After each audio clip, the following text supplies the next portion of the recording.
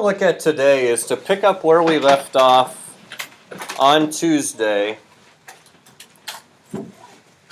looking at mutually exclusive events and probabilities of combined events.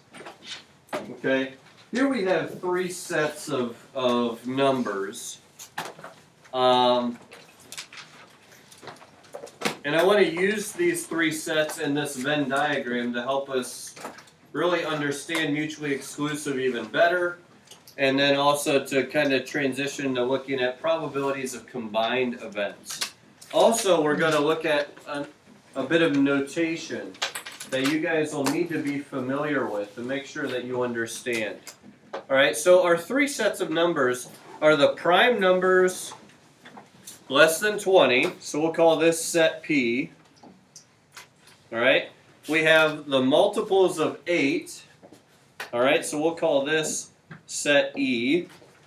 And then we have the multiples of 3. And notice everything we're doing is less than 20, so we'll call this set T. And I'm also going to state here that our sample space for this is going to be the integers from 1 up to 20. Okay? That'll allow us to do some probabilities. And as you can see, there are some numbers that haven't been used. Okay? So outside of the three sets, we have the number 1, the number 20, we have 4, 5, 6, 7, 8, 9, 10 is not used, 11 is, 12 is, 13, we didn't use 14, 15, 16, 17, 18, 19, and there's 20. Okay, so now everything's accounted for. There are 5 numbers that are not in any of those sets. And you'll see here, by definition, what makes two sets mutually exclusive is that the probability of this equals 0. Okay? Now, how would I read this right here? Intersection of A and B. That's the intersection of A and B. This upside down U means intersection. You guys have seen that before. All right? So the intersection is 0. Okay? Now, on the Venn diagram, it's actually really easy then to see, if we understand this, it's easy to see which sets are mutually exclusive. All right, so what's a set of mutually exclusive set? Or a pair of mutually exclusive sets? Okay, good. The multiples of 8 and the multiples of 3. So I could say that the probability of E intersected with T would equal 0. They're mutually exclusive. And that's because here's the intersection, E intersect T, and it's empty. All right? Is there another set? Or pair of sets? Yeah, prime number is less than 20 and multiples of 8 less than 20. Good. P and E. If we look here, there's the intersection of P and E. Okay? So we could say that that intersection, the probability of that intersection is also 0. Okay? Because they're mutually exclusive. All right? All right. Shoot well.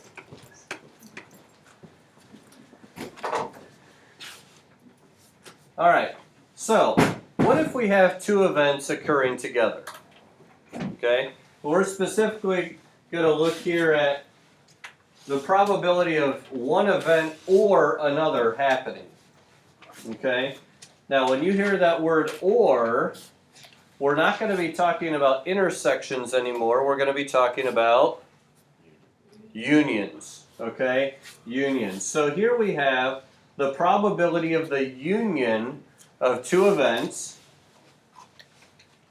in the same sample space, okay? So we're not talking about two events from totally different situations here. But here's our formula that we have. The probability of A union B equals the probability of A plus the probability of B minus the probability of the intersection of A and B. All right? Now, there's a second part to this if A and B are mutually exclusive. And that is this. A union B, the probability of A union B, we could just write as the probability of A minus the plus the probability of B. You'll notice we don't have to subtract the intersection. Why is that? There we go. They're mutually exclusive, right? We just saw that intersection, the probability of the intersection is 0. Okay? So if we know the two sets are mutually exclusive, we don't need to worry about this part right here. Now, I want to run through a couple examples here, and hopefully we'll understand why we need to do that subtraction. Okay? So, let's start first of all with this example using cards. Okay. Here we have a Venn diagram, and it says one card is selected from a standard deck of 52 playing cards. What is the probability the card is either a heart or a face card? So, we have this Venn diagram, and here we have all the hearts, and then here we have all of the face cards. We have king, queen, and jack from all 4 different suits. Okay? So let's think our way through this. What's the probability that I draw a heart?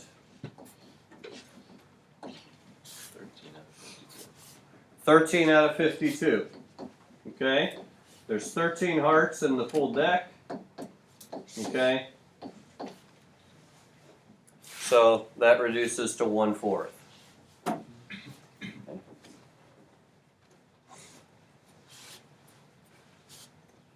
What is the probability that I draw a face card? Call that F. Good, that's 12 out of 52, which is 3/13. Okay? Now, let's look at this. If I have the probability of a heart or a face card,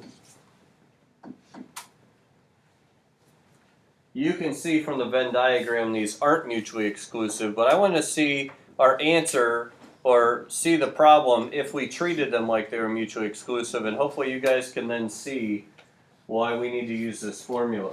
Okay? We have 13 out of 52 plus 12 out of 52, and that gives us 25 out of 52, right? The problem is, if I look at my Venn diagram and I count all these up, I've got the 13 hearts, and then 14, 15, 16, 17, 18, 19, 20, 21, 22. I should only get 22 out of 52. Why am I getting too many? The of the base heart card. I'm sorry, what? The doubling of the base heart card. That's right. These ended up getting doubled.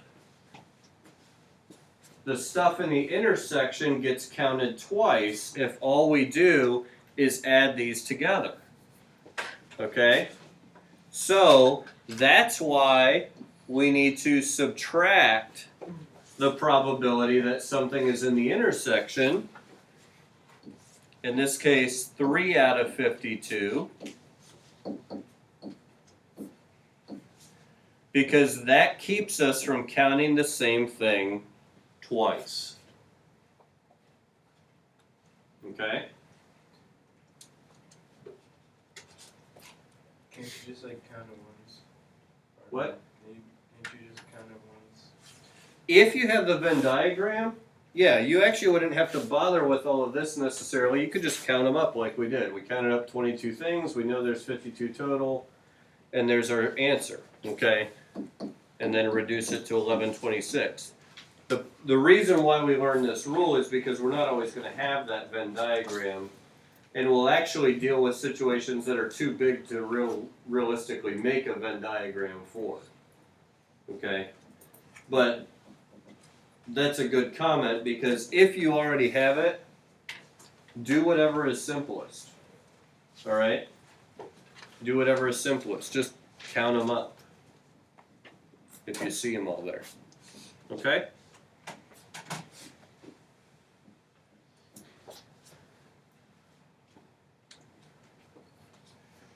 Use of Venn diagrams, and also we talked about tree diagrams and tables. Using those appropriately is a skill that you should be kind of developing as we do various problems. You saw with the rolling of the dice how using a table was helpful earlier in our warm-up, okay? Here, a Venn diagram is really helpful. So, practice using those different things when the occasion calls for, all right? Here's a case where a table would be helpful. We flip 2 coins at the same time. What's the probability of getting either 1 head or 2 tails?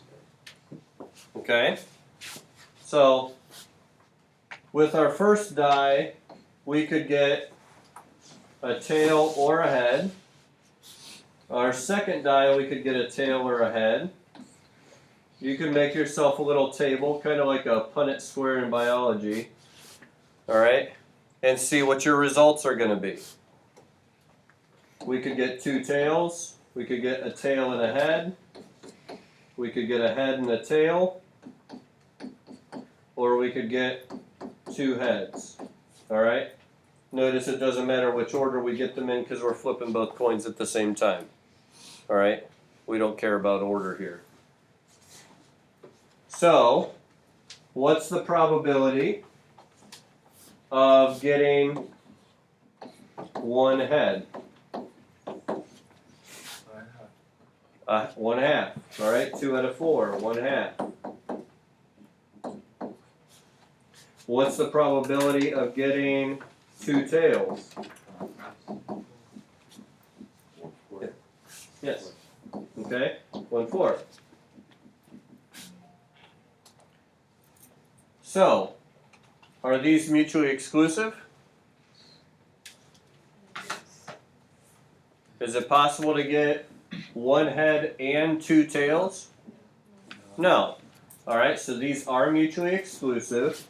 So the probability of the union here, 1 head or 2 tails, is just 2/4 plus 1/4. Again, because we can see the table, we can see very clearly that it's 3/4. Okay? But you see the principle using our formula here, it works as well. We get 3/4.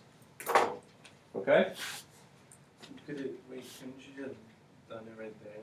Yes. In this case, we could have just looked at it. Other cases, though, we won't necessarily be able to. Okay? But this is an example where you see mutually exclusive events, there's no intersection, so we're just adding the probability of the 2.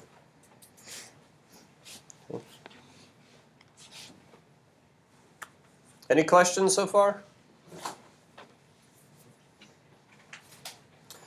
All right, the last thing I want to look at for today, in the couple minutes that we've got left,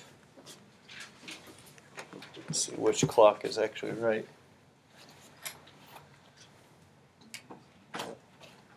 Yeah. Is just to reiterate something that we looked at briefly on Tuesday, and that is that complement principle. All right? I just want to run through this again. Okay?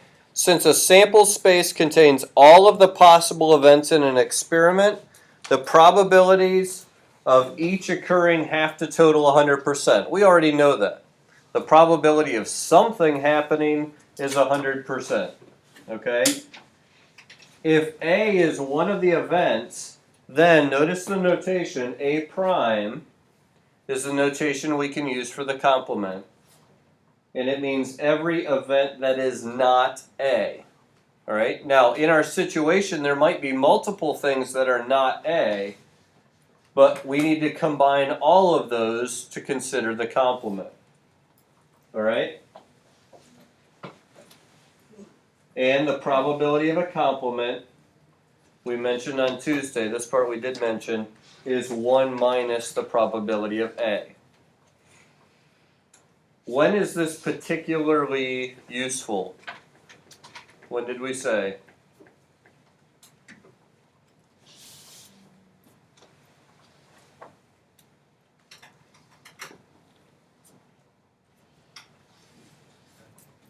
Do you remember?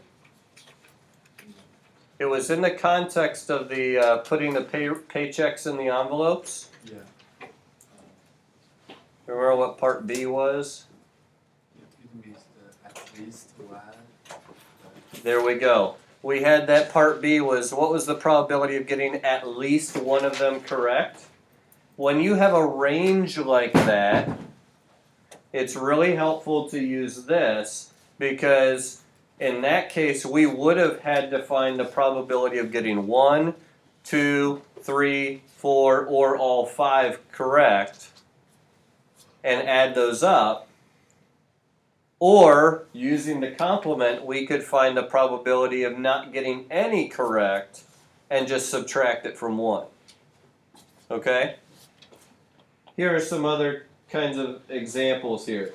If a drug meant to cure an infection has a probability of working, P of W, 87% of the time, what is P of the probability of W prime?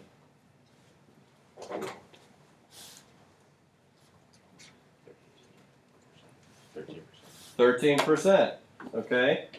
If it works 87% of the time, it's not going to work. Okay?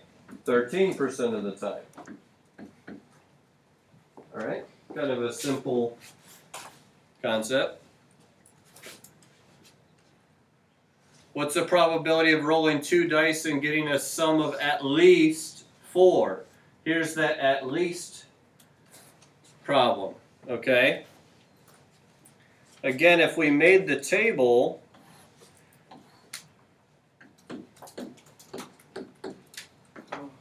one, two, three. Here's where you can save yourself a lot of work.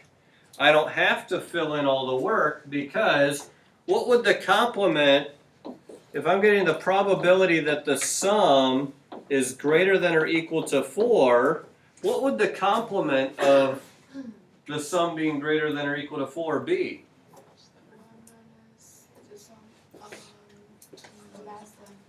Yeah. I can just do 1 minus the probability that my sum,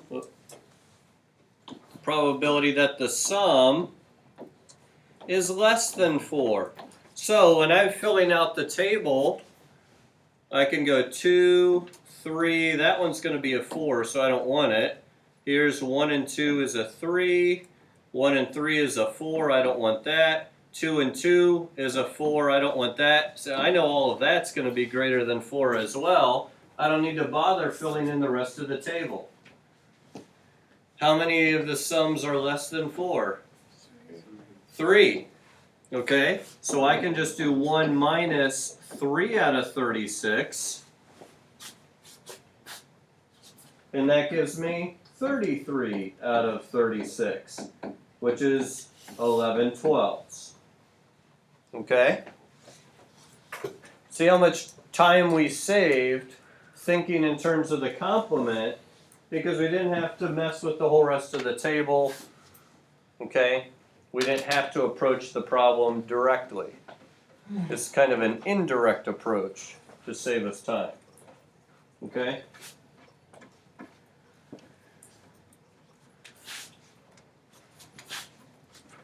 We could get a more complex one. We've been doing ones where we could use a Venn diagram or a table or something like that. Here's one where we really couldn't, realistically. What's the probability of getting at least 2 aces in a 5-card hand if we have a standard deck of cards? We can figure out getting 0 aces or 1 aces. Okay, I shouldn't say it's the same as, I should say the complement